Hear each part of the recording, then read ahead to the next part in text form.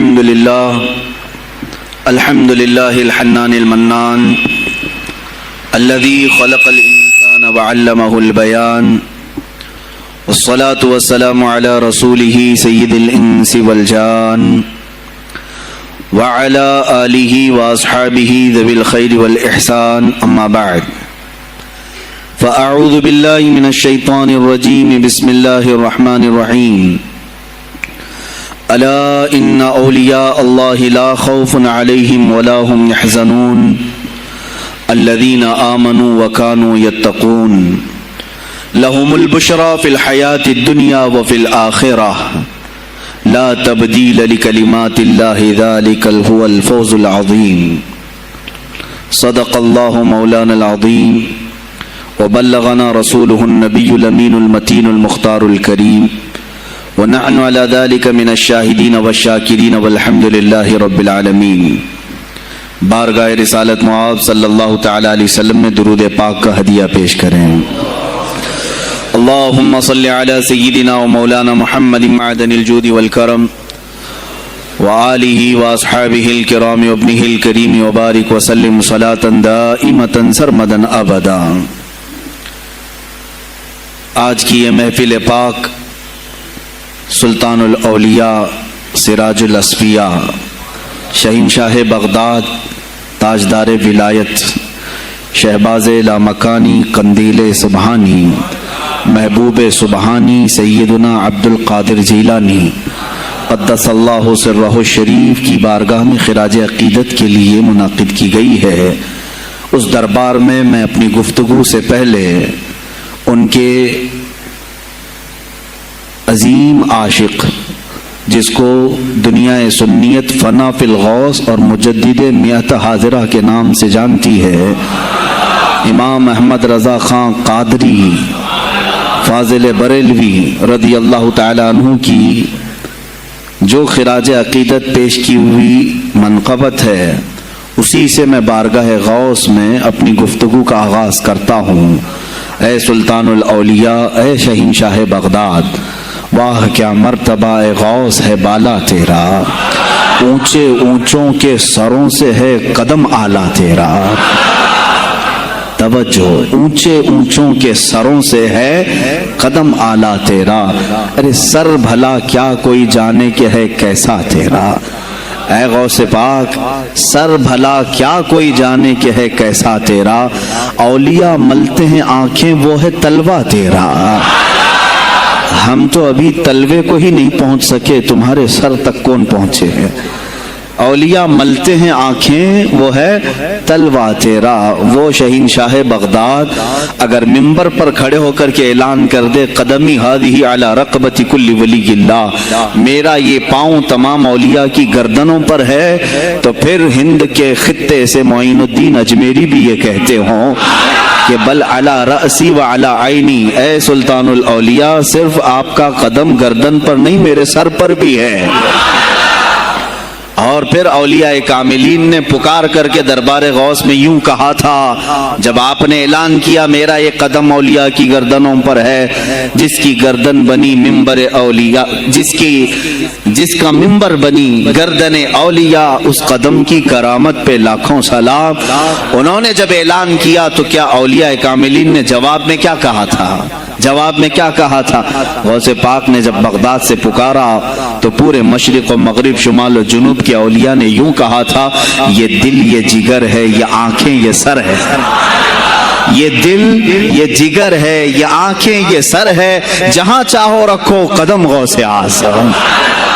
گردن ہی کیا ہے، یہ دل ہے، یہ جگر ہے، یہ آنکھیں ہیں، یہ سر ہے، آپ کی مرضی جہاں ہو میرے آقا آپ قدم رکھتے ہیں، جہاں چاہو رکھو قدم غوث اعظم۔ عزیزان گرامی وقار، تاجدار بریلی نے شہنشاہ بغداد کی بارگاہ میں پیش اس طرح سے کیا کہ جو ولی قبل ہوئے یا بعد ہوئے سب ادب رکھتے ہیں دل میں میرے آقا تیرا، سارے اقطاب جہاں کرتے ہیں کعبے کا طواف، کعبہ کرتا ہے طواف در والا تیرا۔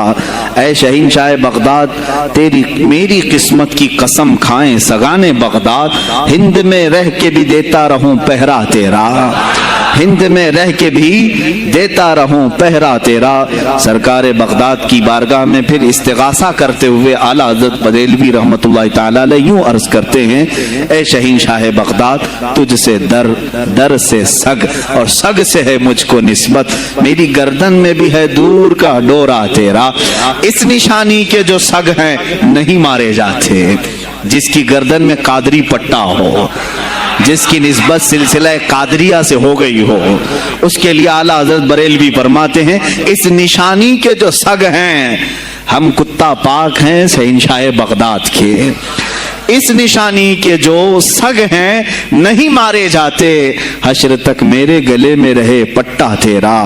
اور اے سننے والو، میں نے اپنے آپ کو سگ کہا، کتا کہا، تو کہیں تم اس خیال میں نہ آ جانا کہ کتا معمولی ہوتا ہے۔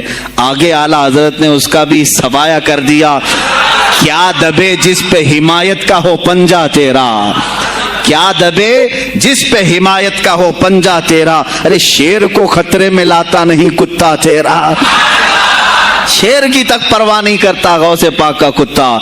تو میں نے اپنے آپ کو کتا کہا تو اس بھول میں نہ رہ جانا کہ کتے کو کوئی بھی مار لے جائے گا، اٹھا لے جائے گا۔ ہم نے کہا ہے دربار غوث کا کتا جو شیر کو بھی خطرے میں نہیں لاتا ہے۔ عزیزان گرامی وقار، بارگاہ غوث میں جو جھوم کر کے اشعار امام احمد رضا خان فاضل بریلوی رحمۃ اللہ تعالی علیہ نے بیان کیے ہیں، وہی ہماری گفتگو کا خلاصہ بھی ہیں۔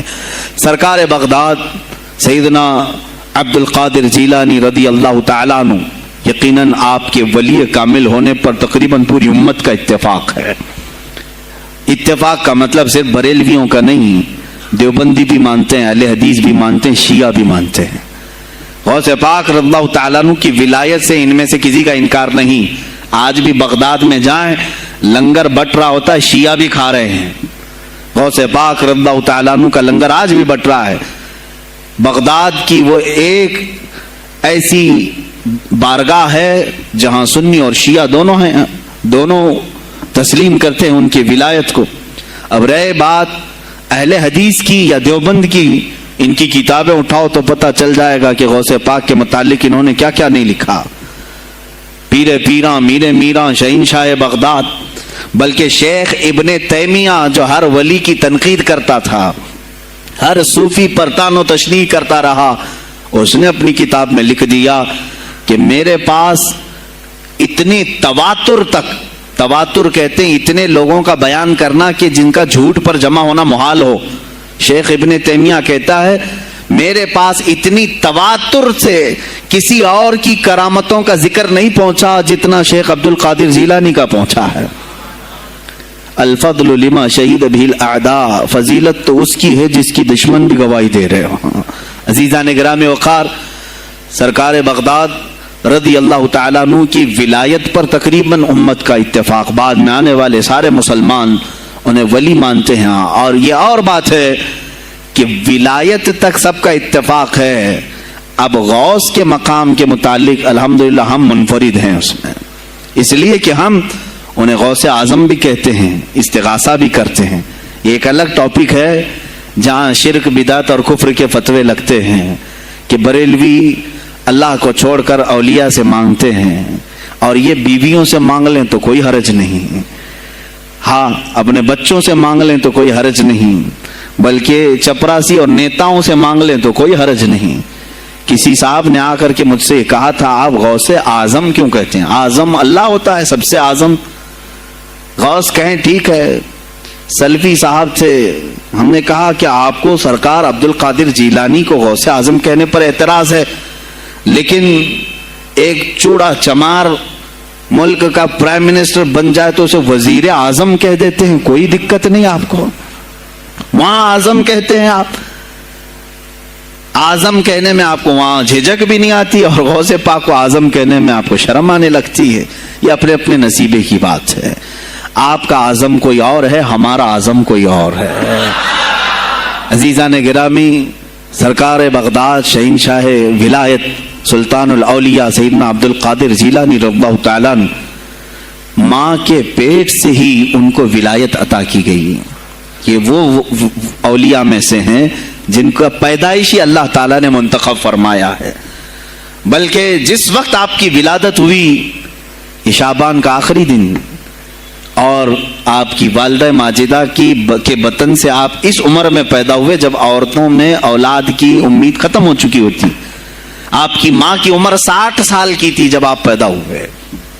یہ خود اپنے آپ میں ایک کرامت ہے. اور سرکار بغداد رضی اللہ تعالیٰ عنہ جب جیلان میں پیدا ہوئے تو آپ کا معمول تو دیکھیں، آپ کی ماں خود بتاتی ہیں دوسرے سال غالباً لوگوں کو چاند میں شک ہو گیا، 29 کا چاند نظر آیا کہ نہیں آیا. بعض کہنے لگے ہو گیا ہوگا، بعض کہنے لگے نہیں ہوا ہوگا. تو یوم الشک کہتے ہیں، یعنی 30واں جو شعبان کا ہوتا ہے وہ ایک رمضان بھی ہو سکتا ہے، 30 شعبان بھی. تو لوگ آئے حضرت فاطمہ ام الخیر کے پاس جو غوث پاک کی ماں ہے، پوچھا کہ کل کا چاند ہوا کہ نہیں ہوا، ہمیں شک ہو گیا ہے. آپ نے کہا چاند ہو گیا ہے اور رمضان شروع ہو چکا ہے. کہا کیسے؟ کہا صبح سے میرا بیٹا عبد القادر دودھ کو منہ نہیں لگایا ہے، اور میرے بیٹے کا یہ معمول ہے پچھلے رمضان سے ہی. جس وقت غوث پاک پیدا ہوئے رمضان شروع تھا. ان کی ماں کہتی ہیں سحری سے لے کر افطار تک غوث پاک اپنی ماں کا دودھ نہیں پیتے تھے. یہ بچپنے میں ماں کی گود میں روزے کا آپ کے اوپر کوئی مکلف نہیں تھے، آپ احکام شریعت ابھی آپ کے اوپر لاگو نہیں تھے، لیکن اللہ کا ایک ولی آتا ہے تو وہ نظام خدا قائم کرنے کے لیے آتا ہے. آج میں اسی پر گفتگو کرنا چاہوں گا. اللہ کے اولیاء ظاہر کیوں ہوئے دنیا میں اور کیوں آتے ہیں؟ ان کا سب سے بڑا مقصد دنیا میں آنے کا، جلوہ بار ہونے کا، وہ یہ ہوتا ہے کہ نظام خداوندی کو زمین پر قائم کریں. جس کی کائنات ہے اسی کی بات یہاں پر قائم ہونی چاہیے. اب یہ باتیں وقت کے ساتھ گزرتی جاتی ہیں اور لوگ بھول جاتے ہیں.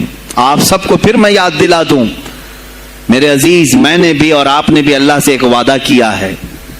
ہماری روحوں نے اللہ سے وعدہ کیا ہے.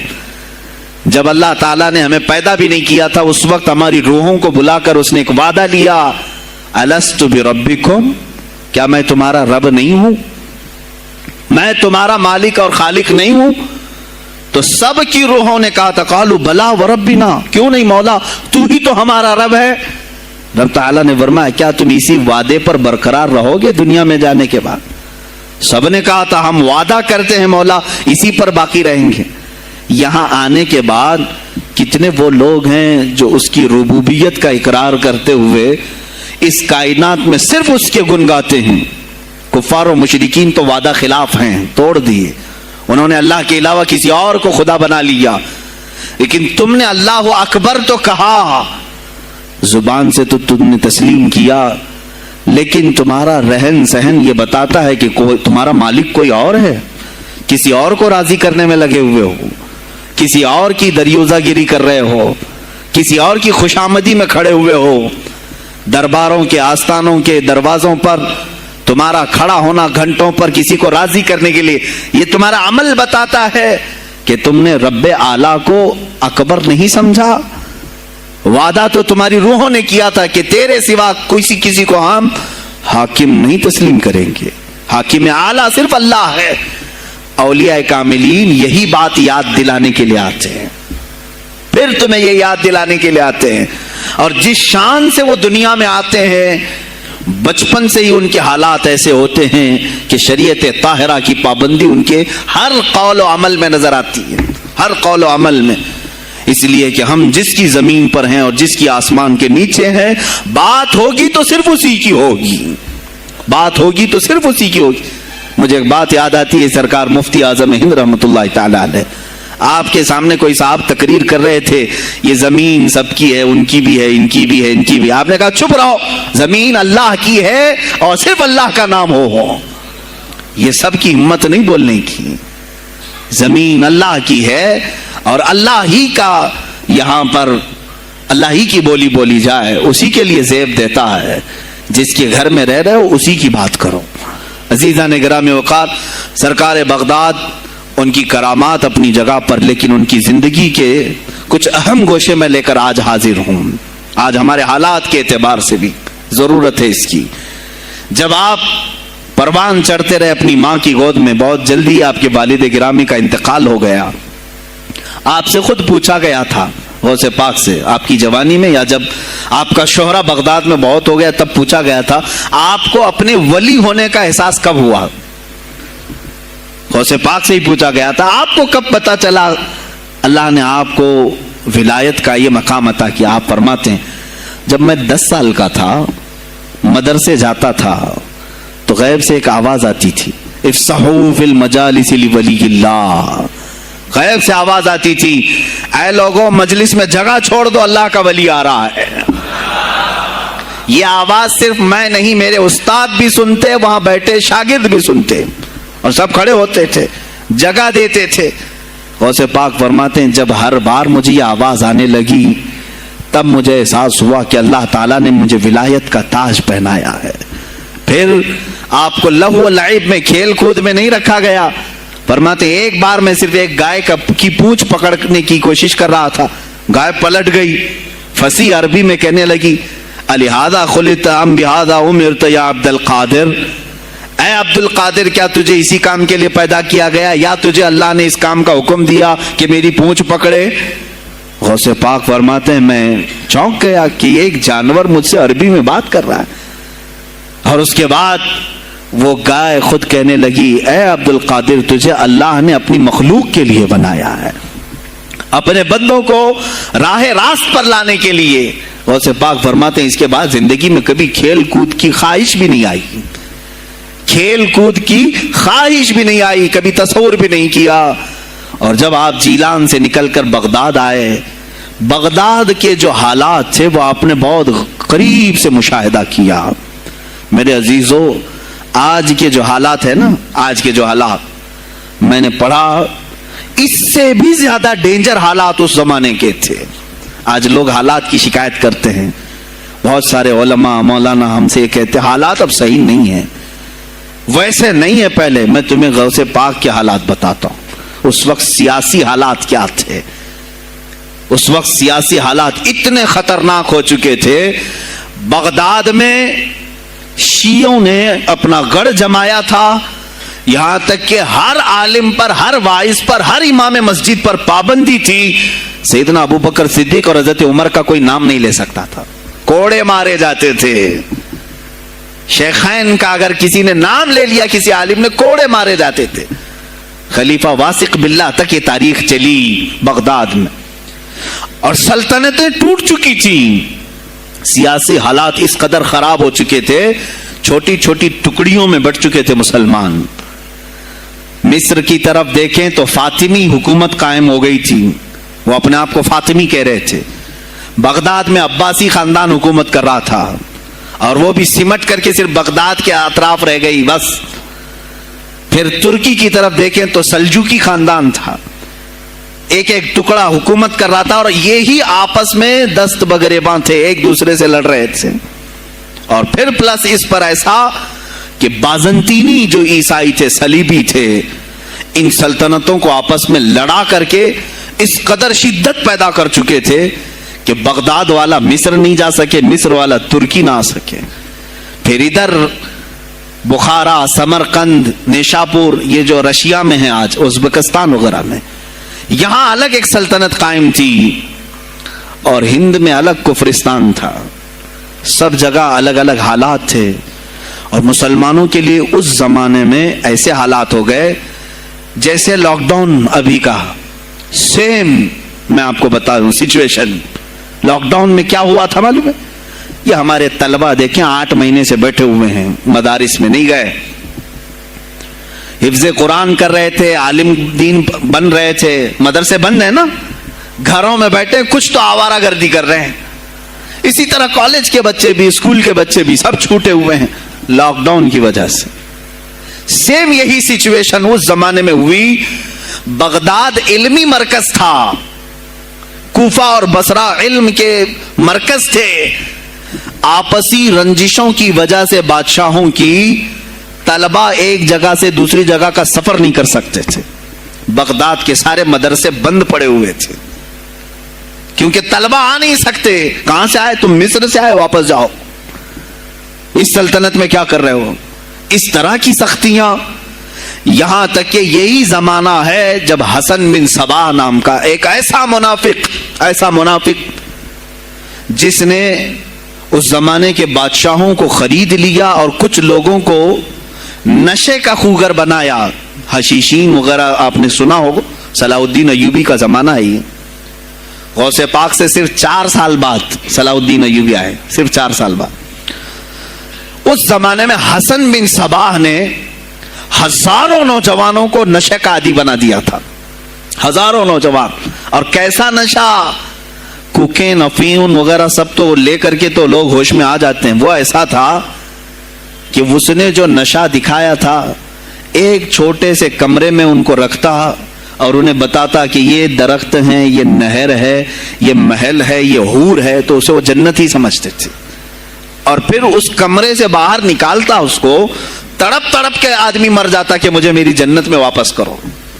وہ جنت نہیں کمرہ ہوتا تھا, لیکن نشہ اسے ایسا کرایا جاتا تھا کہ اس کمرے کو وہ جنت سمجھنے لگتا تھا. اور ان نوجوانوں سے کیا کرایا جاتا تھا, ان کو نشے کا عادی بنا کر کے باہر نکالا جاتا, انہیں ٹارگٹ دیا جاتا, فلاں مجلس میں جاؤ, فلاں خلیفہ کو قتل کرو, فلاں وزیر کو مارو, فلاں سپاہیوں کو مارو, فلاں عالم دین کا قتل کرو. اور وہ اپنا ٹارگٹ پورا کر کے آتے, اس لیے کہ انہیں نشہ چاہیے تھا. وہ 1 دن 2 دن سے زیادہ اس نشے کے بغیر رہ نہیں پاتے ہیں. وہ اپنا ٹارگٹ کرنے کے لیے اپنی جان بھی جوخم میں ڈالتے ہیں. اس طرح کے کئی حملے خلفاء پر کرائے حسن بن صباح نے. اور جانتے ہیں, میں نے آج تاریخ دیکھی, حسن بن صباح نے علماء اہل سنت کو اس زمانے کے 40,000 علماء کو قتل کرایا. یہ وہ زمانہ تھا جب بغداد کا حال یہ تھا کہ نشہ زیادہ ہو چکا تھا, علم دین کے مراکز بند ہو رہے تھے, اور علماء بولنے میں ہچکچا رہے تھے, ڈر رہے تھے, اور سلطنتیں آپس میں ایک دوسرے سے ٹکرا رہی تھیں. جو خلیفہ بیٹھتا وہ نہایت ہی عیاش قسم کا خلیفہ آتا تھا. اکثر خلیفہ عیاش آئے, ان کے حریم میں, ان کے حرم خانے میں, یعنی ان کے محل میں 40 عورتیں ہوا کرتی تھیں جن کے ساتھ وہ وتی کرتے, جمع کرتے. جبکہ وہ مسلمان خلیفہ, ایک بادشاہ کے لیے چاہے کوئی بھی ہو 4 سے زیادہ کی اجازت ہے, 40 کنیزاؤں کے ساتھ وہ زندگی گزار رہے ہوتے ہیں. اس میں عیسائی بھی ہوتی, یہودی بھی ہوتی, سب قسم کی ہوتی. یہ خلفاء کا حال تھا. تم کیا کہہ رہے ہو ہمارے زمانے کو؟ ارے حالات برے ہیں, حالات برے ہیں. ابھی اور میں بتاؤں کتنے برے حالات اس زمانے میں تھے. علماء کو کوڑے مارے جاتے تھے اگر بولے. ارے شیخین کا نام لینے پر پابندی بغداد میں لگ گئی ہو, اس سے بڑا اور ظلم کیا ہو سکتا ہے؟ سیدنا ابو بکر صدیق, حضرت عمر کا نام لینے پر کوڑے مارنے لگائے جاتے. ایسے حالات میں شہنشاہ بغداد سیدنا عبد القادر جیلانی بغداد آئے ہیں جب آپ کی عمر صرف 18 سال کی تھی.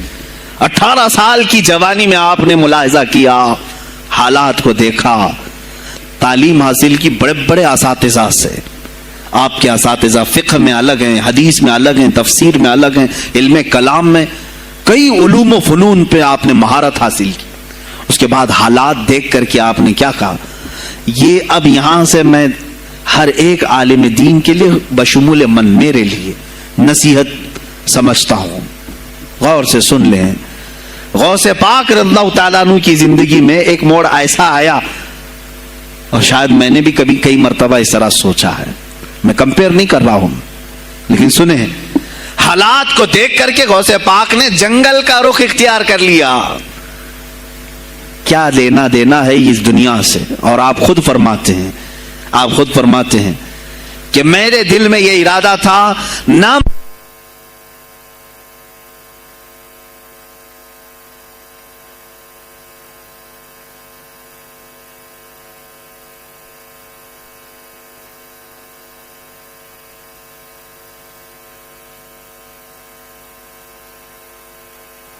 ہیں, میرا ارادہ ہوا جنگل میں ایسی جگہ رہوں کہ نہ مجھے مخلوق دیکھے اور نہ میں مخلوق کو دیکھوں, عبادت میں ایسے مصروف ہو جاؤں. جنگلوں میں آپ عبادت کرتے رہے, لیکن فرماتے ہیں مجھے غیب سے آواز آئی اللہ رب العزت کی طرف سے, کہا اے بندے قادر، آپ کا نام ہی عبد القادر ہے، اے قادر کے بندے، تجھے اللہ نے جنگلوں کے لیے نہیں بنایا، امت مصطفیٰ کی رہنمائی کر، خلق خدا تجھ سے نفع حاصل کرے، واپس آ جا۔ غوث پاک فرماتے ہیں میرا ارادہ تو تھا کہ میں اپنی زندگی اللہ کی یاد میں فنا کر دوں، لیکن میں شہر صرف اس لیے واپس آیا کہ جنگل میں صرف میری اصلاح ہو سکتی ہے، شہر میں پوری امت کی اصلاح ہو سکتی ہے۔ علماء کے لیے یہی آج نصیحت ہے، تم چاہے تو گدی نشین بن جاؤ، سجادہ نشین بن جاؤ، جھولی نشین بن جاؤ، جنگل نشین بن جاؤ، ہو سکتا ہے تمہارے اپنے فائدے کے لیے تم سوچ سکتے ہو۔ میں نے ابھی یہ کہا، میرے دل میں ارادہ تھا کہ گوشہ نشین ہو کر کے اپنی عبادت کریں، اپنی آخرت کی فکر کریں، نہیں، علماء کو اللہ تعالیٰ نے علم عطا کیا ہے امت مصطفیٰ کی رہنمائی کے لیے، یہ امانت ہے، چاہیں تو بھی چھپ نہ سکیں۔ عزیزان گرامی وقار، غوث پاک رضی اللہ تعالیٰ عنہ واپس بغداد آئے۔ اچھا، وہ اتنی عبادتوں کے عرصے میں جانتے ہیں کہاں کہاں کا سفر نہیں کیا انہوں نے؟ جنگلوں کا سفر، صحراؤں کا سفر، بیابانوں کا سفر، یہاں تک کہ سری لنکا کی سرزمین تک پہنچے، ملتان تک آئے۔ یہ تاریخ کی کتابیں بتاتی ہیں آپ نے پیدل یہ سارے سفر کیے، پھر واپس اسی بغداد آئے جہاں کے حالات بڑے ہی کشیدہ تھے، اور خلفائے وقت کے خلاف زبان کھولنا یہ آگ سے کھیلنے کے برابر تھا، آگ سے کھیلنے کے برابر تھا۔ اور سب سے بڑا مسئلہ تو غوث پاک کے لیے یہ تھا کہ آپ بغداد کے نہیں تھے، عراق کے نہیں تھے، آپ جیلان سے آئے تھے۔ جیلان ایران میں ہے، اس زمانے میں طبرستان ایک صوبہ تھا، طبرستان کا ایک شہر جیلان تھا، جیلان سے آئے ہوئے تھے بغداد میں۔ آپ کی زبان فارسی تھی، فارسی زبان کا ایک طالب علم بغداد میں آیا ہے، اور بغداد پورا عربیوں کا ہے، فصیح عربی بولنے والے لوگ، اور نہایت ہی عیاشی میں پڑے ان کی اصلاح کیسے کریں۔ دل میں بار بار یہ احساس ہوتا، غوث پاک فرماتے میری زبان فارسی تھی اور ان کی زبان عربی ہے، میں ان سے خطاب کیسے کروں، ان کو اصلاح کے راستے پر کیسے لاؤں؟ بار بار سوچتے تھے، لیکن دل میں ایک درد ہوتا تھا کہ امت مصطفیٰ کو اس حال میں نہیں چھوڑنا چاہتا۔ ایک دن ایک مسجد میں غمگین حالت میں سوئے، ظہر کا وقت تھا، نماز پڑھ کر کے آپ آرام کر رہے ہیں، اور جیسی آنکھ بند ہوئی سرور کائنات صلی اللہ علیہ وسلم تشریف لائے۔ پوچھا عبد القادر کیوں غمگین ہے میرے بیٹے؟ کہا کہ یا رسول اللہ صلی اللہ علیہ وسلم زبان میری اجمی ہے، فارسی، میں عربیوں کے بیچ بیٹھا ہوں، اصلاح کرنے کی کوشش کرتا ہوں، لیکن مجھے یہ اجمی سمجھیں گے۔ اللہ کے نبی صلی اللہ علیہ وسلم نے فرمایا تو اپنا منہ کھول۔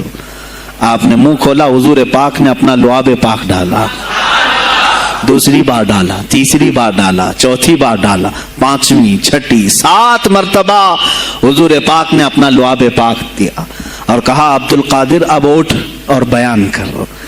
فرماتے ہیں خواب میں نے حضور اکرم صلی اللہ علیہ وسلم کا لعاب پاک لیا، تھوڑی ہی دیر گزری تھی، میرے خواب میں ہی میرے جد کریم مولا کائنات علی مرتضیٰ تشریف لائے۔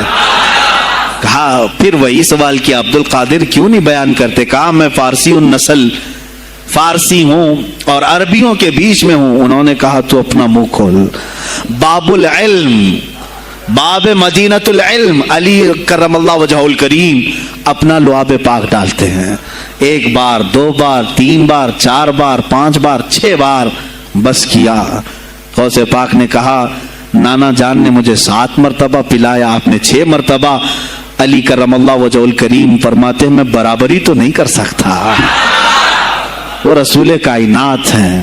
عزیزان گرامی وقار، غوث پاک فرماتے ہیں پھر میری آنکھ کھلی، اور اسی جامع مسجد میں جب میں کھڑا ہوا اور خطاب کے لیے لوگوں کو پکارا تو دیکھا ادھر سے بھی مخلوق آ رہی ہے، ادھر سے بھی آ رہی ہے، سامنے سے بھی آ رہی ہے، مجمع اتنا کثیر کہ تل دھرنے کی جگہ مسجد میں نہیں تھی۔ اور جب آپ کا خطاب ختم ہونے کو تھا लोग अपने कपड़े फाड़ने लगे और बेहोश होने लगे। इतनी तीर बहदफ कलमात थे कि सीधे सीने में पैवस्त हो जाते, दिलों में उतर जाते। उसके बाद वही दिन था, सैयदना अब्दुल कादिर जीलानी को लोगों ने हाथों हाथ उठाया। बगदाद में शोहरा हो गया कि कोई एक अजमी आया है और अरबियों पर फौकियत ले गया है। सारे अरबी उसके सामने दंग रह गए हैं, कोई अरबी उसकी फसाहत को नहीं पहुंच पाता है। कई लोग इम्तिहान के लिए भी आए।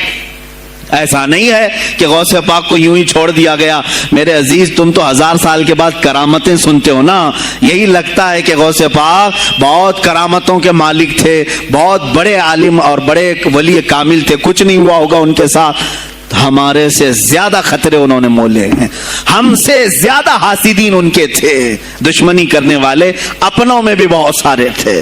गौसे पाक रज़ियल्लाहु ताला अन्हु का जब खिताब शुरू हुआ, क्या एक खतीब जब मशहूर होने लगे तो दूसरे मौलवी खामोश रह जाएंगे? हसद की चिंगारी भड़कती है, वो गौसे पाक के खिलाफ भी भड़की। और बगदाद में जब ये शोरा होने लगा तो कई उलमा उस वक्त के जो बड़े बड़े पाए के आलिम हैं, उनकी किताबें आज भी मौजूद है, मैं नाम तज़किरे नहीं कर रहा, लेकिन उन्होंने टेस्ट लेने की गरज से, इम्तिहान लेने की गरज से कई लोगों को सवालात भेजे। एक दिन मजलिस में ऐसा था कि गौसे पाक तफसीर कुरान बयान करते थे। तफसीर कुरान बयान करना गौसे पाक का महबूब मशगला था, रोजाना कुरान की तफसीर अर्ज करते। एक दिन मजलिस में बड़े बड़े उलमा की जमात, जिसमें अब्दुल रहमान जोजी जैसे बड़े फकीह मुहद्दिस हैं, इनकी एक जमात आई। कुरान की जो आयत की तफसीर वो कर रहे थे, उस तफसीर को कई किताबों से उन्होंने अखज़ किया और लेकर के आए, मजमे में बैठे। गौसे पाक ने तफसीर शुरू की। एक आयत की कितनी तफसीरें हो सकती हैं, कितनी तफसीरें हो सकती हैं। एक तफसीर बयान किया, उसके बाद कहा इस आयत की एक दूसरी तफसीर ये है। फिर थोड़ी देर के बाद गौसे पाक ने फरमाया इसकी एक तीसरी तफसीर ये है। फिर कहा उसकी एक चौथी तफसीर ये है। फिर कहा उसकी एक पांचवी तफसीर ये है। बयान करते जा रहे हैं, करते जा रहे हैं, यहां तक के 13 तफसीरें हो गई। जो बैठे हुए थे वो आशाश करने लगे। उसके बाद इतना ही नहीं, आगे बढ़ते रहे, आगे बढ़ते गए। 40 तफसीरें एक आयत की आपने बयान की। जो आए थे वो खड़े हो गए और उसके बाद गौसे पाक रज़ियल्लाहु ताला अन्हु को देखने लगे। गौसे पाक ने उनको मुखातब करके कहा, ऐ गिरोहे उलमा, ऐ जमात उलमा, तुम 13 तफसीरें याद करके आए थे एक आयत की, क्या वो मैंने शुरू से 13 तक सही बयान किया? सब अपने जुब्बे उठाने लगे। कहा हम तो ये 13 तफसीरें पढ़कर आए थे ये सोच करके कि शेख अब्दुल कादिर जीलानी को 2-3 से ज्यादा तफसीरें नहीं आती होंगी। 13 के बाद आप तो 40 तक पहुंचे, वहां तो हमारा भी इल्म नहीं पहुंचा। जमात उलमा दंग रह गए और उसके बाद तौबा भी किया। कहा हमारे दिलों में बदगुमानी आ गई थी, हम तौबा करते हैं। गौसे पाक रज़ियल्लाहु ताला अन्हु, एक और मजमा है, एक और मजमा ऐसा है कि उसमें 40 के करीब उलमा है। सवालात अलग अलग अलग लेकर के फंसाएंगे किसी तरह से इनको, डिफिकल्ट सवालात लेकर के। एक बात याद रखना, मिशकात शरीफ की हदीस है, जिसने इल्म इसलिए हासिल किया कि किसी आलिम को नीचा दिखा दूं, उसे फंसा दूं सवाल करके, हुजूर फरमाते क़यामत के दिन उसे आग की बेड़ियां पहनाई जाएंगी, उसकी जुबान को आग की कैंची से खींचा जाएगा। इसलिए इल्म हासिल मत करो, किसी को नीचा दिखाना, किसी को बेवकूफ बनाना। एक किताब कहीं से पढ़ कर क्या है, मौलाना के पीछे पड़ गए, ये बताओ सही है कि नहीं है। फिर अगर उस मौलाना साहब के दिमाग में उस वक्त वो मसला नहीं था, उन्होंने कहा नहीं मालूम, तो आपको लगा कि हाँ मेरे से ज्यादा तो इनको भी नहीं मालूम। तुमने तो एक ही चीज हल करके उनके सामने पेश की है। अजीजा निगरामी, इस तरह की चीजें हरगिज ना करें, ये बहुत बड़ा गुनाह है मुगालते में डालना। गौसे पाक रज़ियल्लाहु ताला अन्हु एक जमात से खिताब कर रहे हैं। 40 उलमा है, अलग अलग अलग सवालात नोट करके, मैं ये पूछूंगा, तुम ये पूछना, तुम ये पूछना। गौसे पाक रज़ियल्लाहु ताला अन्हु ने अपना खिताब किया और सवालात के लिए उस दिन महफिल का वक्त ही नहीं दिया। कहा आज सवालात कोई नहीं करेगा। वो लोग तो सवालात लेकर के आए थे। सब मजमे में खिताब के बाद जिसको जो पूछना है आप कहते हैं कि पूछ लो, उस दिन का कोई नहीं पूछेगा, आओ सिर्फ मुसाफा करके जाओ। आओ सिर्फ मुसाफा करके जाओ। तो ये जो उलमा की जमात थी, इनको बुलाया, एक आते उनको सीने से सीना लगाते और कहते तेरा ये सवाल था, उसका ये जवाब है। दूसरा आता उससे कहते तू ये घर से सोच के आया था, तेरा सवाल ये है, उसका जवाब ये है। इस तरह 40 से मुसाफा किया, मुआनका किया, उनके सवालात के पूछने से पहले जवाबात भी दे दिए। और उसके बाद कहा क्या है गिरोह उलमा, तुम सवाल करते और मैं जवाब देता तो अब्दुल कादिर की क्या इसमें खुसूसियत थी? तुम सवाल भी ना करो, मैं जवाब दूं, तब पता चलेगा कि मैं बंदे कादिर हूं, मैं कादिर का बंदा हूं। तुमने सवाल भी नहीं किया और मैं जवाब दूं तो तुम्हें एहसास होगा कि मैं कादिर का बंदा हूं। अल्लाह रब्बुल इज्जत का के सिफाती नाम है। अजीजा ने गिरामी वक़ार, उलमा ने तंग किया, परेशान किया, आपके मजमों को रोकने की कोशिश की, लेकिन ऐसा नहीं है कि गौसे पाक ने हर एक को अपनी करामत से ज़ेर कर दिया हो, उन उलमा को पूरा सुला दिया हो। नहीं, फेस किया है, मुकाबला किया है, परेशानियां उठाई हैं। और खुलफा के वक्त के सलातीन की भी बहुत सारी ऐसी सख्तियां थी जिसको आपने बर्दाश्त किया। कई लोगों ने आप पर पाबंदियां लगाने की कोशिश की थी। ये तो सरकार गौसे पाक की इस्तिकामत थी कि आप जमे रहे। और सबसे बड़ा काम आपका क्या था मालूम? खानकाह के गद्दी नशीनों, गौर से सुनो, जो गौसे पाक का नाम लेते हैं, सरकार गौसे पाक रज़ियल्लाहु ताला अन्हु की इस सिफत को मैं बयान करूं तो ये बगले झांकेंगे। अभी गौसे पाक ने सबसे बड़ा किरदार क्या किया जानते हैं आप? लोग कहते हैं खानकाही माहौल कायम करना है, अल्लाह अल्लाह करो, तस्बीह लो, दिलों की सफाई करो, सब सही है, लेकिन गौसे पाक ने तकरीबन 25 साल सिर्फ जिहाद पर बयान किया है, सिर्फ जिहाद पर। कहा कि ए गिरोहे मुस्लिमीन, तुम पर अल्लाह ने जिल्लत मुसल्लत कर दी है इसलिए कि तुमने कोशिशें तर्क कर दी हैं, हुकूमतों को सही करने के लिए आपने बागडोर संभाल ली थी। गौसे पाक जब बयान करते मिंबर से तो वक्त का जो तख्त था वो भी हिलने लग जाता था। खलीफा मुस्तंजिद बिल्लाह उस जमाने का खलीफा है और तंग आ गया। गौसे पाक के पास जब वो बयान करते और उनकी अय्याशियां खोल खोल करके जिक्र करते तो लोगों में अब एहसास जागने लगा, कोई तो अल्लाह वाला आया है जो निज़ाम खुदावंदी कायम करने की बात कर रहा है, निज़ाम मुस्तफ़ा कायम करने की बात कर रहा है। बगदाद के ये हालात जब होने लगे, मेरे अजीजों, सुल्तानुल औलिया गौसे पाक की ही शह पर जानते हैं सलाहुद्दीन अय्यूबी जैसा एक मर्द मुजाहिद पैदा हुआ है। यह आपकी तहरीक थी, गौसे पाक की तहरीक थी कि जब बाज़ंतीनी ईसाइयों से आपने अपनी पूरी उम्मत को आगाह किया कि तुम सो रहे हो, तुम अपनी अय्याशियों में हो, तुम अपने नशे में हो, तुम्हारा दुश्मन ताक में लगा है, घात लगा करके बैठा है। और हुआ भी यही कि गौसे पाक के विसाल के सिर्फ 10 साल बाद सलीबियों ने हमला शुरू कर दिया बगदाद पर, मिस्र पर, तुर्की पर, हर जगह। और यही हमले की वजह थी सलाहुद्दीन अय्यूबी जैसा मर्द मुजाहिद खड़ा हुआ और फिर उन्होंने पूरे बैतुल मुक़द्दस को फतह करके अपने सर एक सहरा बांधा। आज तक उम्मत उसके एहसान को याद करती है। मेरे अजीजों, गौसे पाक के जमाने के हैं सलाहुद्दीन अय्यूबी। इतना ही नहीं, आप ही की तहरीक थी, गौसे पाक की तहरीक थी कि तुम जवानों को तैयार करो, तुम्हारी जिंदगी अय्याशी के लिए नहीं, अल्लाह का निजाम कायम करने के लिए है। तुम अल्लाह का निजाम कायम करने के लिए आए हो दुनिया में, क्योंकि अल्लाह ने तुम्हें खलीफतुल्लाह कहा है। अल्लाह के तुम खलीफा हो, तुम नायब हो अल्लाह के। तुम यहां पर अपनी मौज मस्ती के लिए नहीं आए। अब इस जमीन पर बात होगी तो सिर्फ मेरे मौला की होगी, इस जमीन पर बात होगी मेरे मुस्तफा की होगी। ये सैयदना अब्दुल कादिर जिलानी का ऐलान था। है कोई आज पीराने इस्लाम वो ऐलान करें कि आज इस जमीन पर सिर्फ हम नामों से रिसालत की बात करेंगे? कौन है? क्यों बैठे हो? गौसे पाक से अगर तुम्हारी अदना सी निस्बत है तो फिर तुम्हें अपने जवानों को, अपने मुरीदों को यह सिखाना होगा कि मोटे मोटे नजराने देने से नहीं चलेगा, अपनी गर्दनें हुजूर को पेश करने के लिए तैयार करो। तुम तैयार हो जाओ अपना खून और अपनी गर्दन बारगाह मुस्तफा में देने के लिए। ये आज तरबियत दो, वरना फिर दुश्मन तुम्हें कच्चा चबाने के लिए तैयार है। कच्चा छबाने के लिए तैयार। अजीज़ान गिरामी, मैं गौसे पाक की तहरीक आपको बता दूं कौन सी तहरीक थी। वो सलाहुद्दीन अय्यूबी जो बैतुल मुक़द्दस फतह किया, ये गौसे पाक की तहरीक है। और फिर चंद सालों के बाद पूरे आलम इस्लाम में जो खिलाफत उस्मानिया कायम हुई, गाजी अर्तगल जो आए, ये तहरीक भी गौसे आजम की पैदा की हुई थी।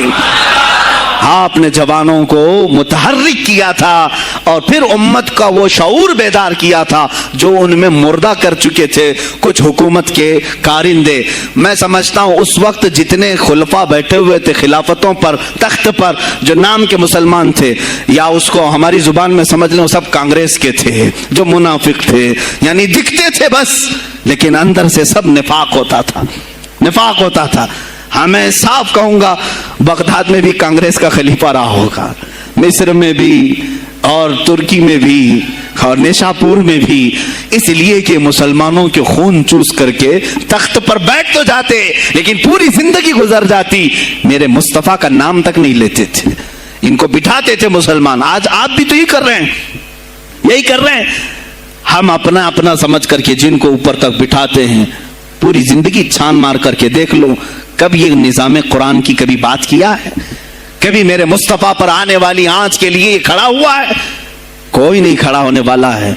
इनके सफेद कुर्ते और इनके सफेद पाजामे सब कफन बनकर रह जाएंगे और कुछ भी नहीं होगा। अजीजा निगरामी वक़ार, आपको सरकार बगदाद रज़ी अल्लाह ताला अन्हु की तहरीक में बताऊं, तुर्की से निकलने वाली खिलाफत उस्मानिया गौस आजम की पैदा की हुई तहरीक थी। इतना ही नहीं, आपके आखिरी जमाने में सरकार ख्वाजा गरीब नवाज मोइनुद्दीन चिश्ती रज़ियल्लाहु ताला अन्हु की मुलाकात बगदाद में हुई। मोइनुद्दीन अजमेरी रज़ियल्लाहु ताला अन्हु की मुलाकात हुई। तारीख दान ने लिखा, आज मैंने पहली मर्तबा इसको पढ़ा और आपके सामने पहली बार बता रहा हूँ। सरकार बगदाद और हजरत ख्वाजा गरीब नवाज की मुलाकात के बारे में बहुत सारे बातें चलती हैं किताबों में भी, मैंने अपने मुर्शिद से भी पूछा था। बहरहाल एक किताब से मुझे आज ये बात मिली कि सुल्तानुल औलिया गौसे पाक ने हजरत ख्वाजा गरीब नवाज को क्या वसीयत की थी, क्या कह करके भेजा था। उनके पास गौसे पाक ने, गरीब नवाज ने बहुत सारी इनामात, औराद, वज़ाइफ, तुरुक, इजाज़ात सब हासिल किए, लेकिन हिंदुस्तान जब आए क्या किया उन्होंने, ये भी बताया गया कि गौसे पाक की तहरीक थी। क्या?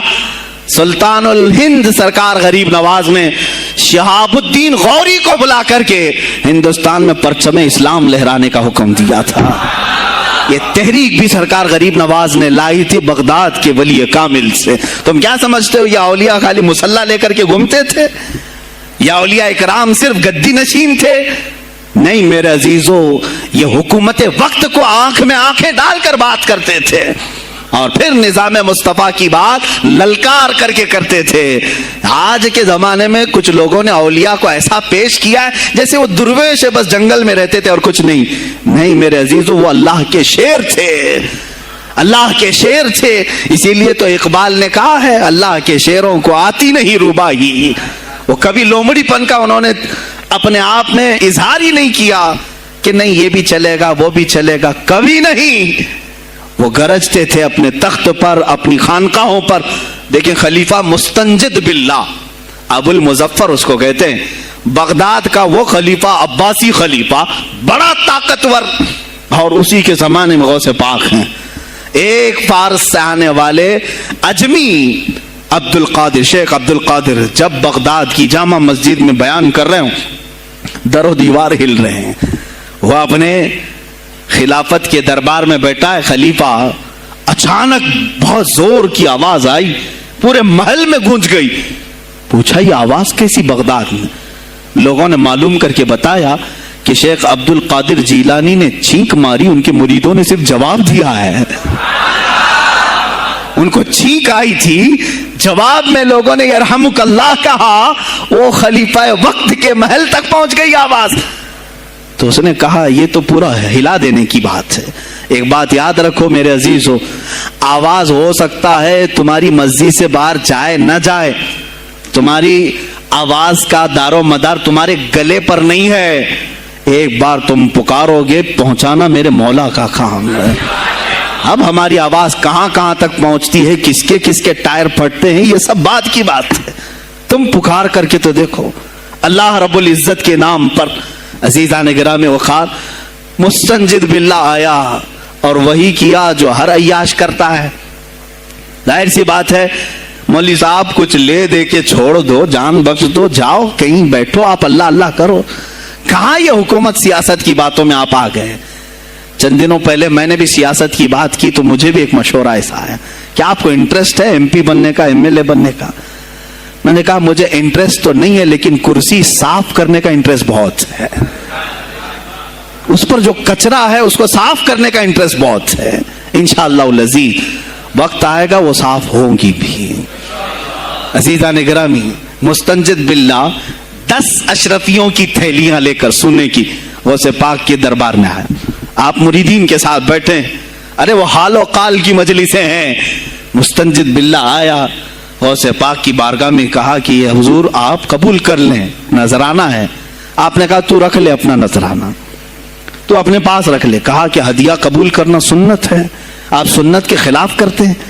غوث پاک نے کہا اللہ ایک تھیلی لیا اور اپنے بغل میں دبا کر کے اس کو نچوڑنا شروع کیا تو اس سے خون ٹپکنا لگا. خون اتنا ٹپکنے لگا تو حاضرین مجلس دم بخود رہ گئے. خلیفہ مستنجد باللہ بھی دیکھ رہا تھا. غوث پاک نے فرمایا ابھی تو یہ ایک تھیلی ہے, میں 10 کو نچوڑوں گا تو یہ خون تیرے دربار تک پہنچ جائے گا, تیرے دربار تک پہنچ جائے گا. تو مجھے وہ اشرفیاں دینے آیا ہے جو تو نے غریبوں کے مال کو چوس کر کے حاصل کیا, تو مجھے خریدنے کے لیے آیا ہے. اگر مجھے تیرے خاندان کی حرمت کا خیال نہ ہوتا تو میں آج پورے بغداد کی نالیوں میں اسی کا خون بہاتا.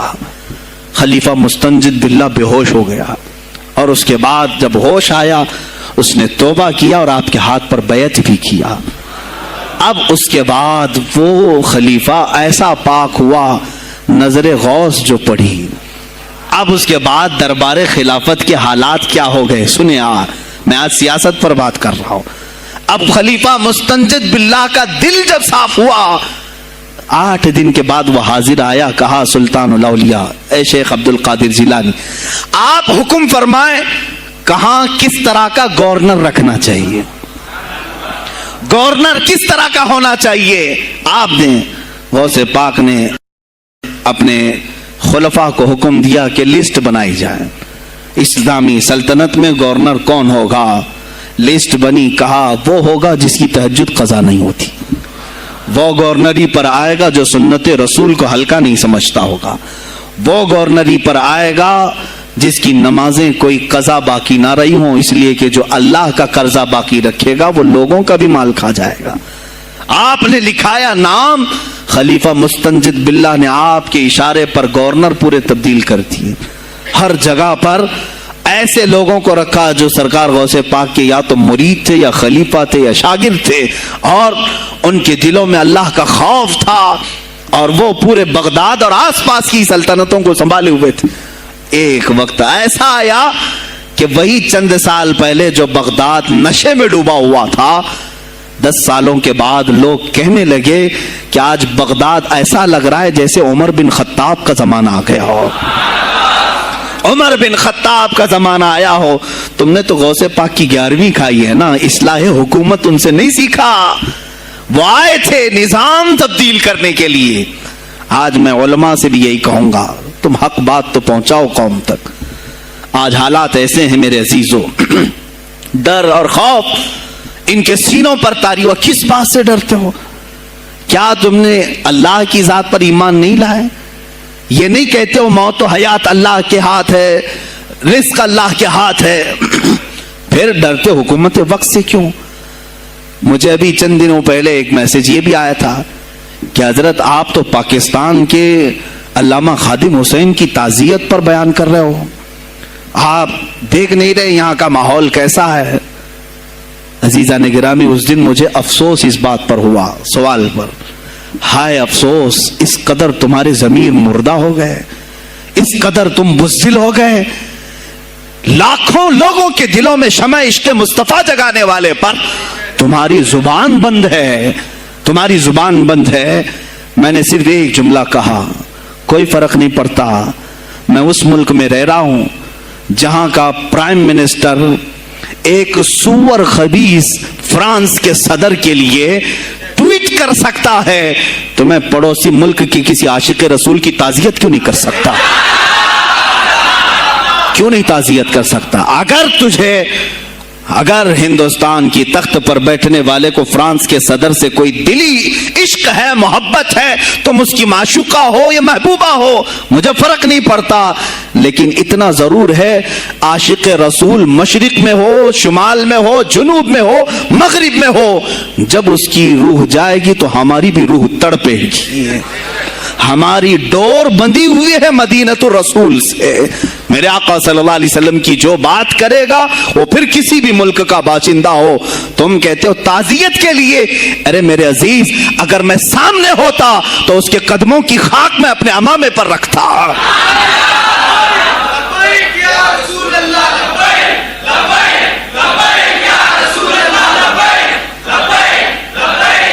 अजीज़ान गिराम वक़ार, ये बहुत खामोशी हमने इख्तियार की, बहुत खामोशी, कोई बात नहीं। तुम देखोगे हालात खराब होने की जो शिकायत आज कर रहे हैं उलमा, तुम सब के सब जाओगे। मुझे अभी बच्चों ने बताया कोई कांग्रेस के लीडर का इंतकाल हो गया तो पीर साहब ताजियत के लिए बाहर खड़े हो गए, बाहर आ गए, हम उनकी ताजियत करते हैं। डूब मरो चुल्लू भर पानी में, तुम्हारी गद्दी पे ही मर जाओ। तुम्हारी जुबानों पर जब आशिक रसूल के लिए ताजियत के अल्फाज आने में हिचकिचाहट आती है, कौन सा इश्क रसूल, कौन सा कलमा तुमने पढ़ा है? गौसे पाक की अगर तुम्हारे अंदर जरा बराबर भी निस्बत है तो मैं कहूंगा मेरे अजीजों, सुल्तानुल औलिया गौसे पाक आशिक रसूल ही नहीं, फना फिर रसूल थे। मेरे नबी की बात पर अगर कोई उंगली भी उठाता, आप या तो अपनी करामत से उसका मुंह तोड़ जवाब दे देते।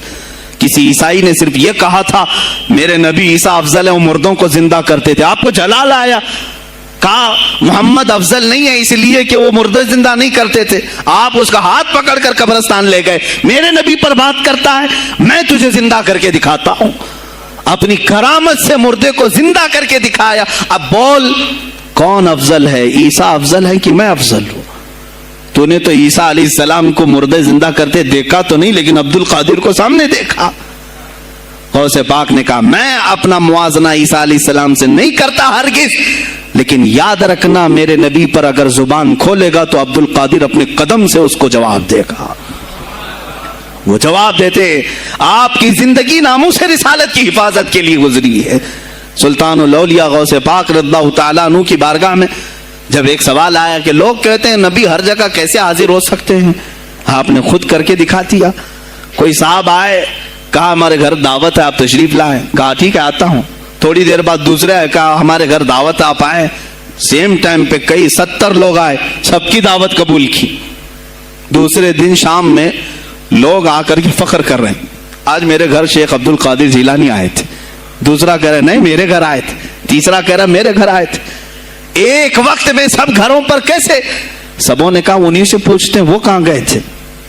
जब लोग आए तो सुनने में यह आता है कि आप एक दरख्त के नीचे बैठे थे, लोग सवाल करने के लिए आए, सब आपस में कह रहे हैं हमारे घर आए थे, हमारे, आप बताएं क्या किसके घर गए थे? तो उन्होंने कहा दरख्त के ऊपर देखो। तो लोगों ने दरख्त के ऊपर निगाह डाली तो देखा हर पत्ते पर शक्ल अब्दुल कादिर नजर आ रही है। फरमाते हैं अल्लाह ने अब्दुल कादिर को ये इतनी कुदरत दी है कि बैक वक्त वो कई जगहों पर हाजिर हो सकता है।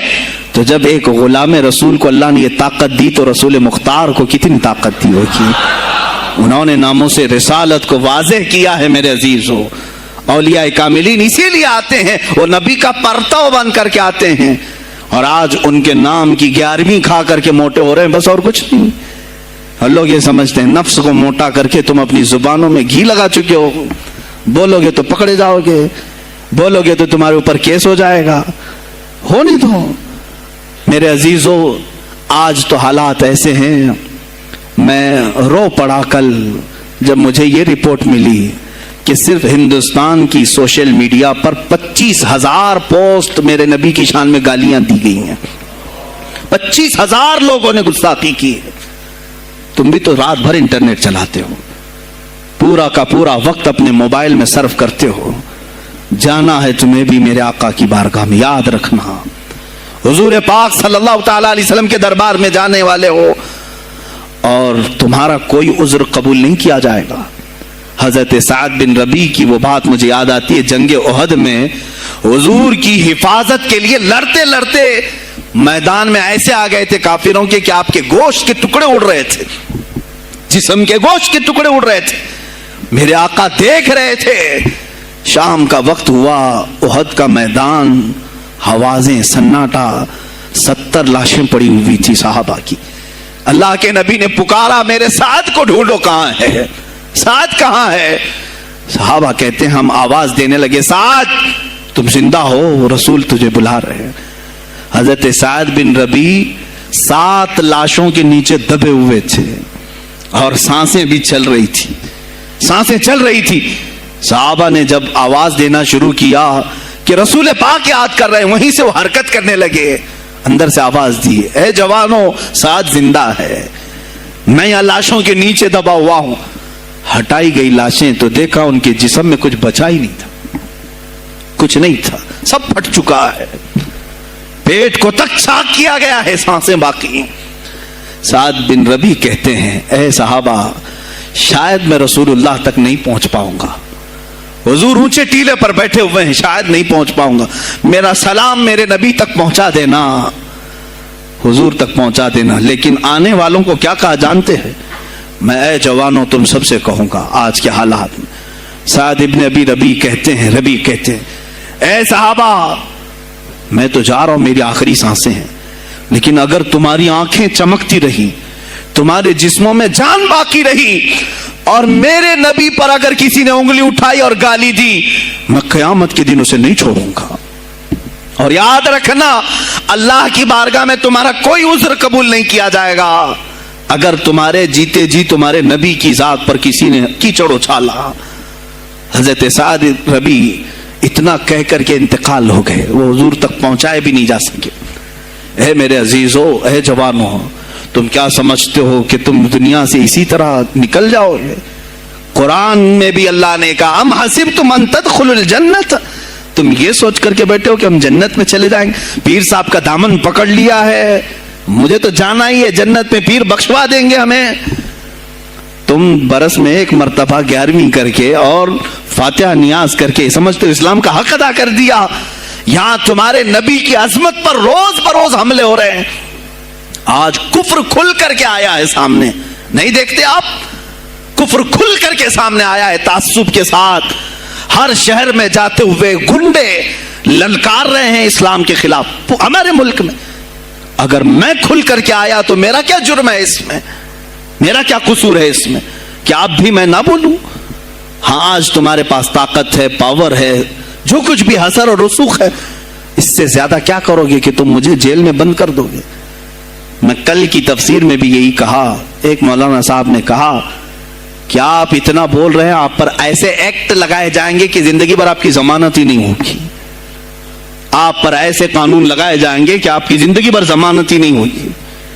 मेरा दिल ये कहता है, ऐ लोगों, इस तरह जी कर फायदा भी क्या? ऐसी आजादी किस काम की जिसमें रोज उठते साथ मेरे नबी की शान में गुस्ताखियां हम सुन रहे हो और हुजूर को कोसा जा रहा हो, हम खाते पीते घूम रहे हो। इससे बेहतर है कि जेल की कोठरी में हम जिंदगी गुजार लें, कल बारगाह मुस्तफा में उठने वाला चेहरा तो रहे हमारे पास। अगर अल्लाह के नबी सल्लल्लाहु ताला अलैहि वसल्लम ने सवाल कर लिया पकड़ करके कि तेरे जिंदगी में, तेरी जवानी में मुझ पर तो लोग रंगीला रसूल कह रहे थे, तू क्या कह रहा था? तू क्या कह रहा था उस जमाने?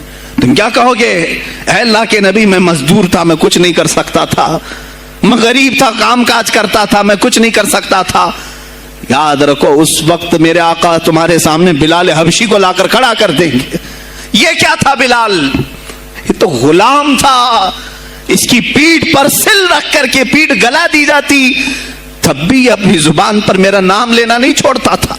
तुम कौन सी मजदूरी की शिकायत ले जाओगे? बहाना करोगे अल्लाह की बारगाह? رسول کی بارگاہ میں بہانہ کرو گے؟ اے گروہ علماء، تم کو اللہ نے ممبر دیے ہیں خطابت کے لیے، اللہ نے اپنے رسول کا ممبر تمہیں دیا ہے، اس لیے نہیں کہ تم حکومت کی خوشامدی کرو، تم اپنے وقت کے طاغوتی قوتوں کی خوشامدی کرو، اس لیے نہیں، بلکہ آج تم سے قوم مصافحہ کر کے ہاتھ چومتی ہے صرف اس لیے کہ تمہاری زبان پر نام مصطفیٰ ہے۔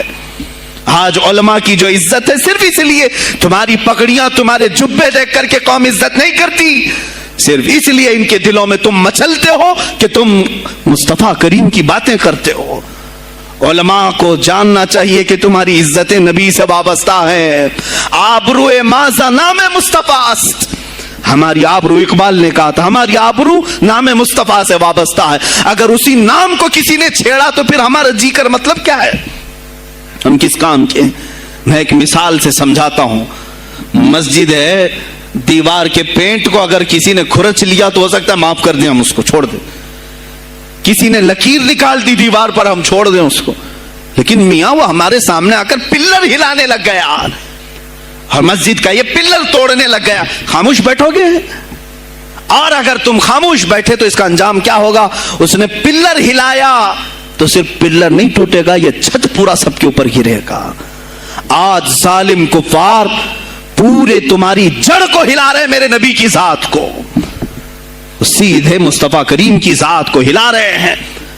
اللہ کے حبیب صلی اللہ تعالی علیہ وسلم کی ناموس کو ہلکے میں مت لینا میرے عزیزو، لاکھوں جانیں جاتی ہیں، جائیں اسلام پر، حضور اکرم صلی اللہ تعالی علیہ وسلم کی ذات کو ہلکے میں مت لینا۔ اور اگر انہوں نے ہلانا شروع کیا ہے اگر حضور کی ذات پر، حیرت ہو رہی، 25,000 پوسٹ، تم میں سے کس نے کمپلینٹ کی ہے؟ سائبر کرائم کو کمپلینٹ کر سکتے تھے، ہمارے جذبات کو ٹھیس پہنچا ہے، ہم آزاد ملک میں رہ رہے ہیں، میرے نبی سے چھیڑ چھاڑ کیوں ہو رہی ہے؟ کسی نے آواز اٹھائی؟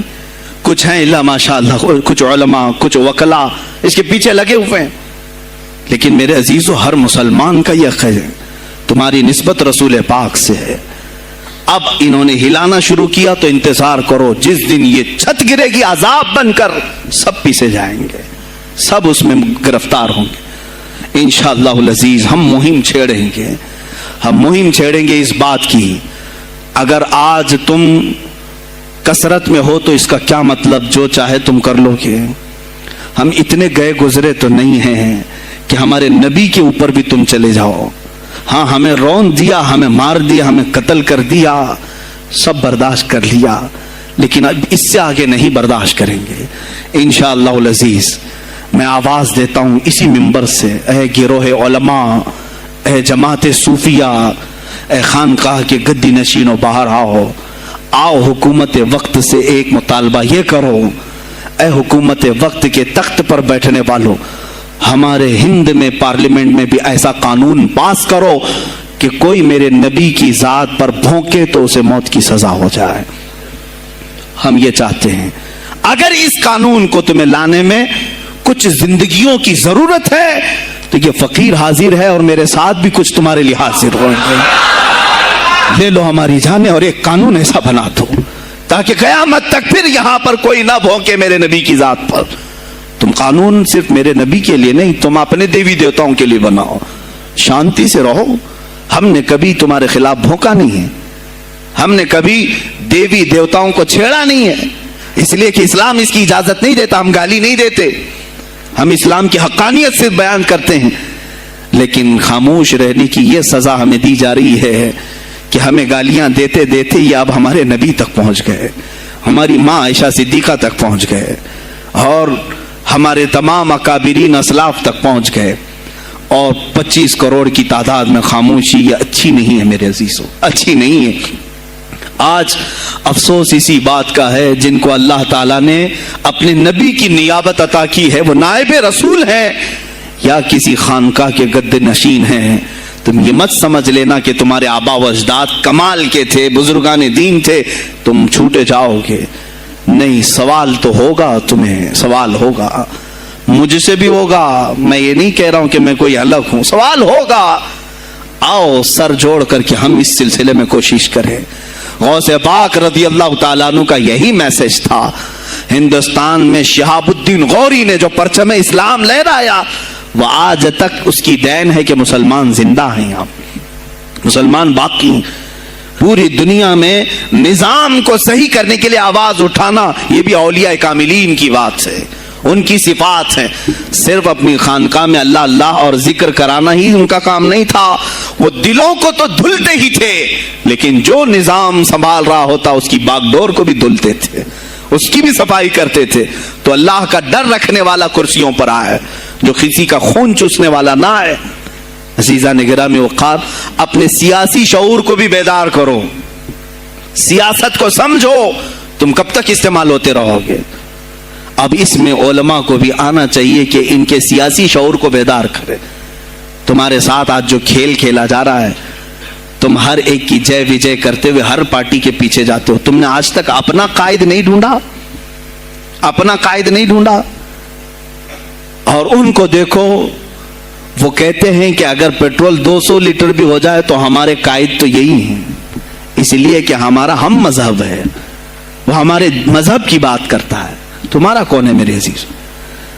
تم کسی پر متفق نہیں ہوتے، اور جو تمہارے لیڈر ہیں وہ کسی اور کے پلو میں چھپے ہوئے ہیں، ہاں کسی اور کی گود میں بیٹھے ہوئے ہیں۔ جا جا کر کے یہ سارے مسلمانوں کو کسی اور کے ہاں بیچ کر کے آتے ہیں۔ یہ سیاسی شعور بیدار کرو۔ مجھے معلوم ہے میری یہ باتوں کا سب سے زیادہ ایکشن کون لے گا، مجھے معلوم ہے سب سے زیادہ کس کو کھلبلی مچے گی، وہ بھی مجھے معلوم ہے۔ اسی لیے کہ میں ان سیکولر پارٹیوں کے بارے میں بول رہا ہوں جو چہرہ سیکولر بتا کر کے ہم آپ سب کے ووٹ لے کر کے چلے جاتے ہیں، اور پھر مجھے بتاؤ جن کو تم اپنا مسیحا سمجھ کر کے ان کے پیچھے جے جے کرتے گھومتے رہتے ہو، تمہارے مذہب پر آج کیا حملے نہیں ہوئے ہیں، کیا نہیں ہوئے؟ کشمیر آج تک جل رہا ہے، کہاں یہ کانگریس کیوں نہیں بات کرتی ہے جو پورے مسلمانوں کی مسیحا ہے؟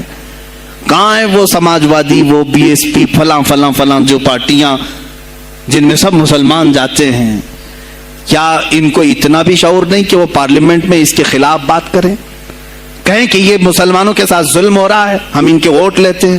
نہیں بات کریں گے، یہ صرف اور صرف تمہیں استعمال کرتے ہیں، اور انہیں معلوم بھی ہے ہم نے ان سب کو خریدا ہے، ان کے لیڈروں کے منہ میں اپنی زبان رکھی ہوئی، یہ کوئی بولے گا نہیں، انہیں معلوم ہے۔ تمہیں یہ اندازہ نہیں میرے عزیزو، آج میں بولوں تو لوگوں کو تکلیف ہوگی۔ کشمیر کے ایسے حالات ہیں، رو رہے ہیں وہاں پر۔ ایک مولانا ہے، مسجد کے امام ہیں، انہوں نے کہا، باضابطہ حلفیہ کہا نوجوان میرے پاس نماز کے لیے آتا تھا، اس نے یہ کہا کہ حضرت کیا سوسائڈ کرنے کی اجازت ہے؟ کہا کیوں؟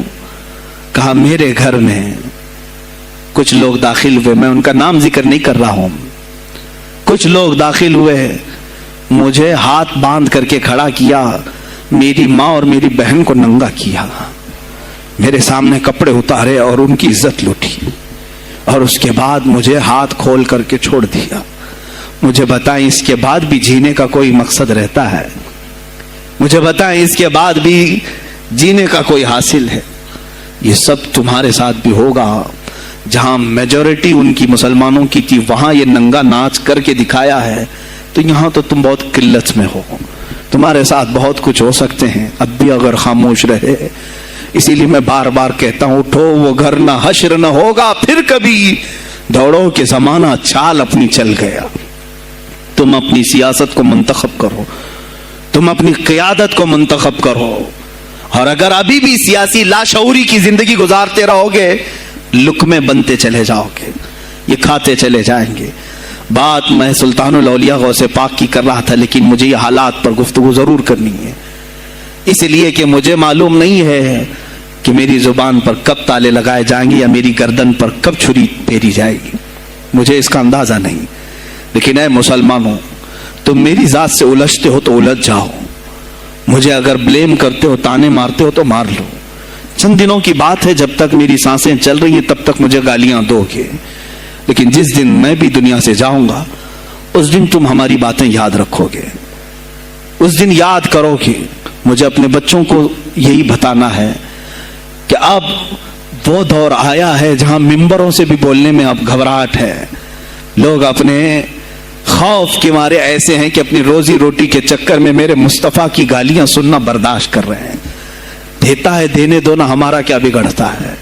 इस पोजीशन में तुम आए हो आज, तुम्हारा इमाम जब इतना बुज़दिल है तो तुम्हारे दिलों में कौन सा ईमान बाकी रह जाएगा। इसलिए शऊर पैदा करो। अगर औलिया की निस्बत तुम्हारे दिल में जरा बराबर भी बाकी है तो उठो मेरे अजीजों, आप क़यामत के दिन जवाब दे होंगे मेरे नबी सल्लल्लाहु ताला अलैहि वसल्लम की अजमत पर। आज जो हमले हो रहे हैं यह हमारी जिंदगी का सबसे बड़ा इश्यू है। आज मुतालबे करो, मांगो तो किस चीज को मांगो, बस ये है कि मेरी नबी की इज्जत सलामत रहे, मुझे दुनिया में और कुछ नहीं चाहिए। इतना मुतालबा तो कर सकते हो, इतना मुतालबा करो और फिर देखो मेरे मुस्तफा की तरफ से इनाम क्या मिलेगा, अल्लाह की तरफ से इनाम क्या मिलेगा।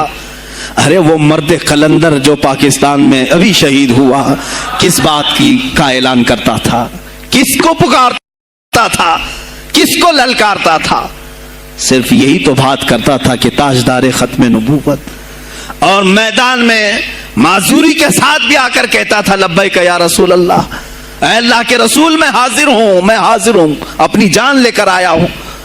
और तुम याद रखना तुम्हारी टांगें तो सलामत है, कल बरोज़ क़यामत हो सकता है तुम्हारा सामना उस खादिम हुसैन से हो, तुम्हारी टांगें देख करके पूछी जाएंगी। माजूर होने के बाद जब कोई मैदान में मेरे नबी की अजमत पर पहरा देने के लिए आ सकता है तो तुमने अपनी टांगें किस काम के लिए रखी थी। मेरे अजीजों, मैंने जितनी ताकत मुझे अल्लाह ने दी मैं बोल रहा हूं, अब इसके बाद का महाज तुम्हें संभालना है, आगे की हमारी फिक्रों को तुम्हें ले जाना है। शायद उस जमाने में हम जी रहे हैं जहां इतनी आजादी नहीं होगी, छोटी सी बात को आज बहुत बड़ा बना करके उसे खत्म किया जाता है। लेकिन मुझे अंदाजा है इस बात का, हिंदुस्तान की आजादी में भी मेरे अकाबिरीन में 30,000 उलमा ने अपनी जानें दी हैं। कश्मीर से लेकर दिल्ली तक हर दरख्त पर एक आलिम की लाश लटकी हुई थी, उनकी जानें, उनकी कुर्बानियां रायगा नहीं गई। 70 साल से हम मजे ले रहे हैं, उनकी कुर्बानियां हैं ये।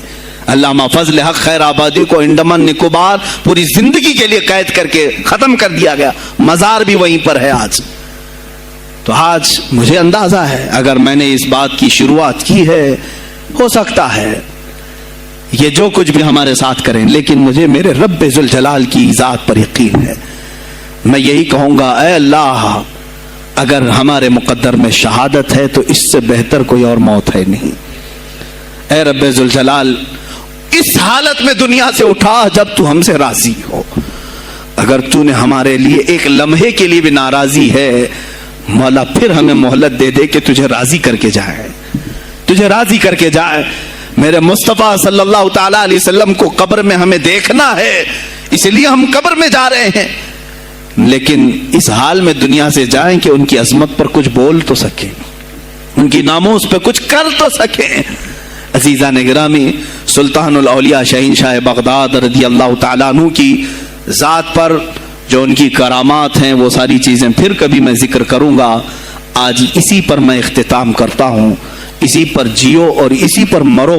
उन्हें जाना उन्हें माना, न रखा गैर से कहा, लिल्लाहिल हम्द मैं दुनिया से मुसलमान गया।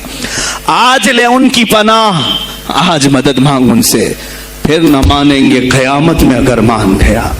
इसलिए कि रसूल पाक सल्लल्लाहु ताला अलैहि वसल्लम के सिवा कोई उस क़यामत के मैदान में तुम्हारा दस्तगीर नहीं है। जब तक वो तेरी सिफारिश न करें, अल्लाह भी तुझसे कलाम करने वाला नहीं है। जब इमाम अहले सुन्नत ने यहां तक कह दिया, खलीलो नजी मसीह सफ़ी सभी से कहीं न बनी, ये बेखबरी की खल्क फिरी कहां से कहां तुम्हारे लिए, रसूल पाक ही के लिए तुम वहां पर भी उठाए जाओगे। मैं यही मैसेज दे करके जाऊंगा जो मेरे मुर्शिद गिरामी ने आखिरी वक्त दिया था। जिंदगी ये नहीं किसी की किसी के लिए, जिंदगी है नबी की नबी के लिए। ना समझ मरते हैं जिंदगी के लिए, ना समझ मरते हैं जिंदगी के लिए, जीना मरना है सब कुछ नबी के लिए। बुलहवस सुन, सीम और जर की बंदगी अच्छी नहीं। बुलहवस कहते हैं हवस का पुजारी, ख्वाहिशात का पुजारी। मेरा मुर्शिद ये कहकर गया है हमें, बुलहवस सुन, सीम और जर की बंदगी अच्छी नहीं, उनके दर की भीख अच्छी, सरवरी अच्छी नहीं, उनके दर की भीख अच्छी, सरवरी अच्छी नहीं। और कहते हैं جو پیا کو بھائے اختر وہ سہانا راگ ہے، جو پیا کو بھائے اختر وہ سہانا راگ ہے، جس سے ناخوش ہو پیا وہ راگنی اچھی نہیں، جو میرے نبی کو نہ پسند آئے وہ بات ہی اچھی نہیں، جو میرے نبی کو نہ پسند کام ہو وہ کام ہی اچھا نہیں، جس سے ناخوش ہو پیا وہ راگنی اچھی نہیں۔ وآخر دعوانا الحمدللہ رب العالمین۔ السلام علیکم۔ خدمت پہ لاکھوں سلام مصطفیٰ جان رحمت پہ لاکھوں سلام، شمع بز میں ہدایت پہ لاکھوں، غوث اعظم کا دیکھو ذرا مرتبہ، ایک اشارے سے مردوں کو زندہ کیا، آج بھی لوگ کہتے ہیں غوث الورا، غوث اعظم امام التقیٰ والنقیٰ، جلوہ شان قدرت پہ کاش محشر میں جب ان کی آمد ہو اور بھیجے سب ان کی شوکت پہ لاکھوں سلام، مجھ سے خدمت کے قدسی کا ہے ہر رضا، مجھ سے خدمت کے قدسی کا ہے ہر رضا، مصطفیٰ جان رحمت پہ لاکھوں سلام، شمع بز میں ہدایت پہ لاکھوں، وہ رضا حضرت برنی کے شان ڈال دی قلب میں عظمت مصطفیٰ، جس کا سنی مناتے ہیں یوم رضا، اس امام اہل سنت پہ لاکھوں سلام، مصطفیٰ جان رحمت پہ لاکھوں سلام، شمع بز میں ہدایت پہ لاکھوں سلام، لا شرف النبی الاکرم محمد المصطفى صلی اللہ علیہ وسلم وآلہ واصحابہ واولیاء ملتہ وجميع المسلمین والمسلمات الکرام۔ الفاتحہ۔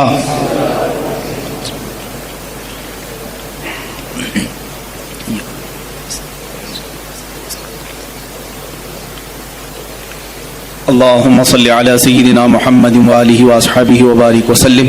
اللهم وصل وبلغ مثل ثواب ما قرأناه من القرآن الكريم، ما صليناه وما سلمناه وما هللناه وما سبحناه، وهذه هدية واصلة ورحمة نازلة وبركة شاملة منا إلى حضرة النبي الأكرم محمد المجتبى محمد المصطفى صلى الله عليه وسلم، وبوسيلته إلى جميع الأنبياء والمرسلين والصحابة والتابعين والخلفاء الراشدين، وإلى أرواح جميع أزواج رسول الله وبناته وبنيه، وإلى أرواح جميع الشهداء والنجباء والنقباء وأولياء الله الصالحين، وإلى أرواح أئمة المجتهدين وجميع المؤمنين والمؤمنات وعامة المسلمين والمسلمات الأحياء منهم والأموات، خاصة إلى روح سيدنا وسندنا وشيخنا وقطبنا سيدي عبد القادر الجيلاني قدس الله سره الشريف. اللهم ببركة هؤلاء المذكورين تمم مقاصد ديننا ودنيانا وأخرانا يا رب العالمين. اللهم حصل مرادنا واقض حاجاتنا يا قاضي الحاجات، واشف مرضانا ومرضى المسلمين، وارحم موتانا وموتى المسلمين. الہ العالمین، ہمارے اس جلسہ پاک کو اپنی بارگاہ میں شرف قبولیت عطا فرما. جتنے حاضرین ہیں سب کی حاضری کو اپنے گناہوں کا کفارہ بنا دے، ہماری نجات کا ذریعہ بنا دے. اے اللہ، محبوب سبحانی سلطان الاولیاء غوث العظم عبد القادر جیلانی رضی اللہ تعالیٰ عنہ کے فیوز و برکات ہم سب کے سینوں پر نازل فرما. مولا ان کی نسبت آخری دم تک ہمارے ساتھ قائم فرما.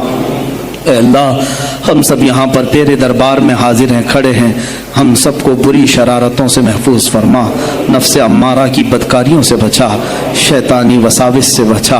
اے اللہ ہم سب کو صراط مستقیم پر چلا۔ خلاق العالمین ہماری یہ جو کچھ بھی زندگی گناہوں کی نظر ہو گئی ہے، ہم سب کو پاک و صاف کر کے تیرے حبیب پاک کی عظمت پر پہرا دینے والی بنا دے۔ اے الہ العالمین ہم نسبت میں قادری ہیں مولا، قادری کر، قادری رکھ، قادریوں میں اٹھا۔ قدر عبد القادر قدرت نما کے واسطے، قدر عبد القادر قدرت نما کے واسطے مولا دنیا میں بھی ان کے غلاموں میں شامل رکھ، قیامت میں ان کی مریدوں میں حشر فرما۔ اے رب ذوالجلال احسن الخالقین ہماری اس فاتحہ کا ثواب آج خصوصاً بالخصوص امیر المجاہدین حضرت علامہ خادم حسین رضوی رحمۃ اللہ علیہ کی روح کو نظر قبول فرما مولا، ان کا نعم البدل امت کو عطا فرما۔ اے رب ذوالجلال ہم میں کوئی مرد مجاہد پیدا کر، اے اللہ ہم میں کوئی مرد مجاہد پیدا کر کہ ہماری بزدلیاں دور ہو جائیں مولا، ہماری خانقاہوں کو صحیح فرما دے، ہمارے علماء کے سینوں کو ایمان سے بھر دے مولا، ان کی زبانوں میں قوت عطا کر مولا، سب کو ایمان پہ استقامت عطا فرما مولا، ان بچوں کو غازیان اسلام بنا دے، تیرے حبیب پاک پر مر مٹنے والا نفس عطا فرما۔ الہ العالمین ہم سب کو آخری سانس تک تیرے نبی سے وفا کرنے کی زندگی عطا مولا، ہم سب کو بے وفائی سے بچا لے مولا، ہم سب کو بے وفائی سے بچا لے، اے اللہ ہم سب کو بے وفائی سے بچا لے۔ الہ العالمین تیرے حبیب پاک کا واسطہ ہم سب کو ہر طرح کے کفار و مشرکین کے شر و فساد سے محفوظ کرو، اسلام و سنیت کا بول بالا فرما، کفر و شرک کا منہ کالا فرما۔ ان اللہ و ملائکتہ یصلون علی النبی یا ایھا الذین آمنوا صلوا علیہ وسلموا تسلیما۔ اللهم صل على سيدنا مولانا محمد معدن الجود والكرم وآله وأصحابه الكرام ابنه الكريم وآله وسلم۔ سبحان ربك رب العزة عما يصفون وسلام على المرسلين والحمد لله رب العالمين۔ جب دمیں واپسی ہو یا اللہ، جب دمیں واپسی ہو یا اللہ، لب پہ جاری ہو بس لا الہ الا اللہ محمد رسول اللہ صلی اللہ علیہ وسلم۔